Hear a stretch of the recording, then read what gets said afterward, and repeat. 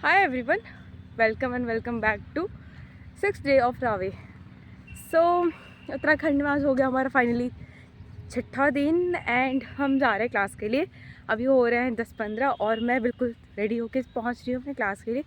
And आज देखते हैं क्या होता है। हमें भी कुछ स्पेशल नॉलेज नहीं है, इतना पता है ऑर्गेनिक फार्मिंग ही होगा और प्रज्ञा मैम ही क्लास लेंगी। ओके, सो मिलते हैं क्लास के अंदर। करते हैं। आपने देखा है कब इसके ऊपर वो एक सुंदर सा फूल बनता है, इतना बड़ा? हाँ मैम, देखा है मैंने। वो उसकी सीड को वो करने के लिए करते हैं, ठीक है। मतलब अगर हमें सीड प्रोडक्शन करना है, बट अगर हमसे गार्लिक और अनियन का वो कर जाता है, हम इसको खोद लेंगे जब ये ऊपर से बड़ा हो जाएगा और वो हो जाएगा ना सूखना। मैक्सिमम हाइट क्या होती है? इतनी सारी इतनी बड़ी तक हो सकती है ना वो। अगर मैम कितने लगभग इंचेस ये हैं या इतना कितना होगा आप मुझे बताओ। एक फीट होगा, कम रहता है। मैम 2 फीट तक हो सकता है क्या किसी वैरायटी में?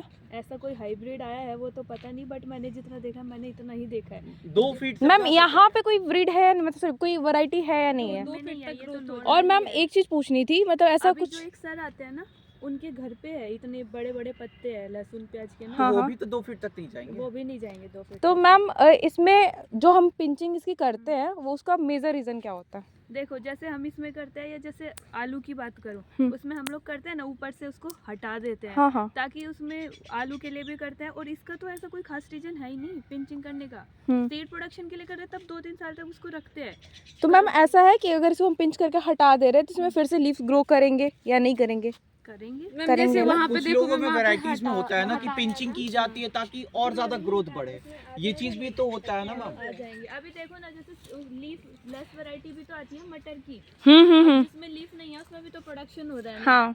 आ जाती है उसमें भी, इसमें आ जाएंगी। तो मैम ऐसा तो कुछ स्पेसिफिक नहीं है ना कि 2 फीट तक होना एकदम जरूरी है? 2 फीट के बाद ही अगर पिंचिंग करेंगे तब जाके ग्रो करेगा, ऐसा तो नहीं है ना?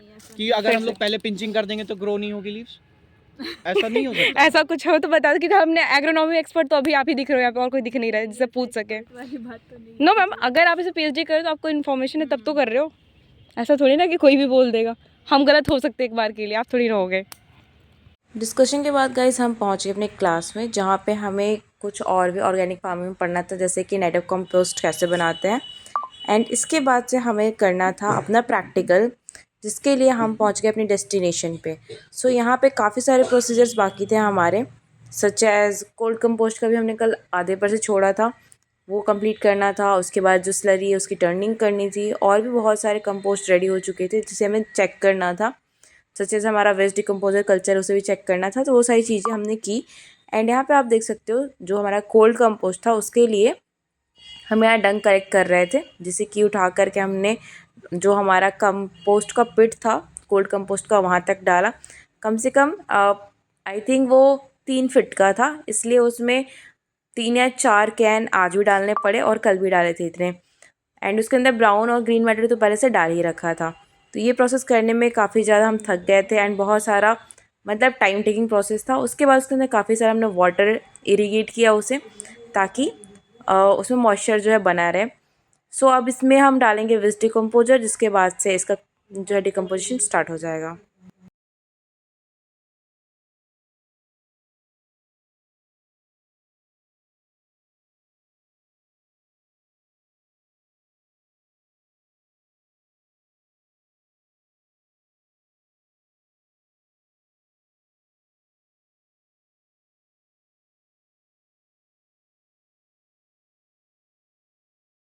सो गाइज़, यहाँ तो हमारा फर्स्ट प्रैक्टिकल कंप्लीट हो गया। इसके बाद हमारी सेकंड क्लास हुई, जिसमें हमने पढ़ा आज नर्सरी मैनेजमेंट के बारे में, जिसमें कि बेड प्रिपरेशन कैसे करने हैं नर्सरी में, इसके बारे में।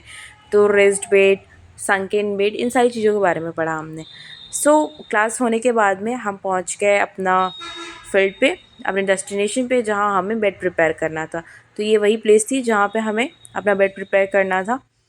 सो यहाँ पे सबसे पहले तो हमने प्लोइंग की है, डिप्लॉइंग की है, ताकि जो भी बेड ऑलरेडी प्रिपेयर था उससे पहले हम सही जो भी हमारी मिट्टी थी उसे मैनिपुलेट करके हमें उसे लूज़ फॉर्म में लाना था। सो वो कर लिया, जो भी काफ़ी ज़्यादा हार्ड वर्क का काम था, बट हो गया, क्योंकि टीम वर्क है तो इजीली ये चीज़ें हो जाती हैं। उसके बाद से उसमें जो भी क्लॉड्स वगैरह थे, वीड्स थे, उसे निकाले। एंड इसके बाद से हमें इसमें 2 चीज़ें ऐड करनी थी। एक तो था हमारे पास फंगिसाइड और दूसरा था इंसेक्टिसाइड, ट्राइकोडर्मा और जस्मेटा। तो ये सारे जो है मैनिपुलेशन करने के बाद में प्रॉपर्ली उसमें से जो भी वीड्स वगैरह है या फिर क्लॉट्स वगैरह थे उन सबको हटाने के बाद में हमने इसके अंदर वर्मी कंपोस्ट को स्प्रेड किया, काफ़ी सारा वर्मी कंपोस्ट किया और जस्मेटा और ट्राइकोडर्मा, ताकि जो भी इसके अंदर फंगल या फिर इंसेक्ट्स वगैरह इसमें सर्वाइव कर रहे हैं वो यहाँ से चले जाएं। एंड थोड़ा सा सनलाइट के लिए हमने छोड़ दिया ताकि जो सॉइल सोलराइजेशन हो गया, थोड़ा सा टेम्परेचर रेज हो जाए। इसके बाद में वहाँ से जो भी हमारे इनोकुलम्स वगैरह होंगे वो डेड हो जाएंगे। सो ये काम करने में भी काफ़ी ज़्यादा हार्डवर्क लगा था। सो ये भी यहाँ पे कंप्लीट हो गया। एंड ये सारी चीज़ें ऐड करने के बाद में उसे प्रॉपर्ली हमने मिक्स किया। एंड इसको प्रॉपर मिक्स इसलिए करना होता है ताकि कोई चीज़ जो है, मतलब अगर हम छोड़ देंगे ट्राइकोडर्मा या इंसेक्टिसाइड जो है तो ये सारी चीज़ें ऐसे हवा में उड़ सकती हैं क्योंकि विंड इरोजन ये सारी चीज़ें हो जाएंगी। सो इसके लिए इसे प्रॉपर मिक्स कर देना होता है ताकि वो पूरे जो सॉइल में मिक्स हो जाए। एंड इसके बाद इसकी प्रॉपर लेवलिंग भी करनी होती है ताकि जैसे कि हमारा होता है कि फुट प्रिंट या हैंड प्रिंट्स वगैरह रह जाती हैं, तो इसे हटाकर इसे प्रॉपर लेवल किया एंड जो भी इसमें वीड्स वगैरह थे, क्लॉट्स, वो सब हटा दिया। सो बस यही था। फाइनली अभी बज रहे हैं 3 और हमारी क्लासेस हो चुकी है ओवर। आज हमने बहुत कुछ किया। सबसे पहले तो हमें कोल्ड कंपोस्ट करना था रेडी, वो हो गया। एंड हमने जो स्लरी बनाई थी वो हमें कंपोस्ट वाली, बस स्लरी बनाई थी काऊ डंग की, तो वो हमने आज टर्न किया। और साथ में कई सारे पिट्स थे कंपोस्ट के, वो भी हमने देखे। उसे भी बहुत उसमें करना था, बहुत कुछ, वो भी हो गया। एंड साथ में आज हमारी क्लास हुई है कमर्शियल हॉर्टिकल्चर की लास्ट क्लास थी जिसमें हमने नर्सरिंग मैनेजमेंट पढ़ा, जिसमें हमें नर्सरी बेड प्रिपेयर करना था, जिसमें हमने रेज्ड बेड प्रिपेयर किया है, तो वो भी अपनी वीडियोस देख ही ली। सो आज की वीडियो में इतना ही, मिलते हैं आपसे नेक्स्ट वीडियो में। So thanks for watching, love you all, bye bye, see you soon in next video.